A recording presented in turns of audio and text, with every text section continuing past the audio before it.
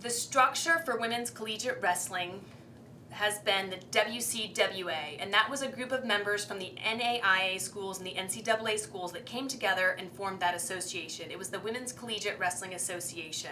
And because those member schools came from two different associations, they blended policies, rules, and procedures as a hybrid to make it work, because that was the way we needed to do it with the number of collegiate institutions at that time. When the NAIA went towards invitational status, that meant they were going to start following under the strict adherence of the NAIA policies.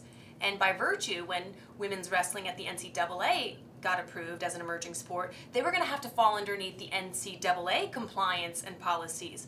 That meant there was, at some point, there was going to have to be a divergence of that organization.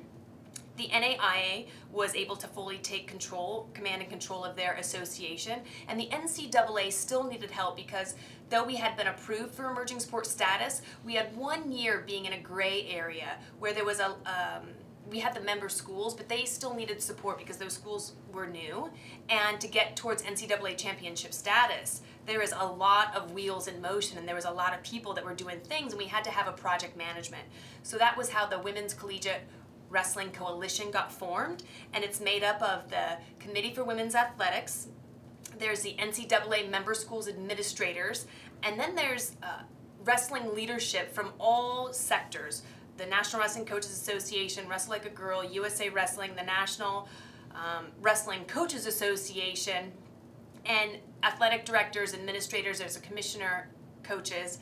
And what we needed to do, and what we're doing at Adrian College in 2020, is we've created a structure for all of the NCAA member schools to come together for a championship, but we've given them the runway so that they can get through compliance. We've given them the runway so that they can understand the wrestling policies as it works for the NCAA, because unlike men's, women's wrestling at the collegiate level is freestyle. The administrators, they can all speak so well to folk style because that's what men wrestle. The administrators also needed support in understanding what the heck is freestyle. So it was we needed this 1 year of a road, of a runway to be able to get the NCAA member schools in compliance, to make sure everyone understands freestyle. How does freestyle work with the NCAA? Because they have different policies and protocols, different committees and commissions, and it was just, we needed that educational year, and that's what this year is.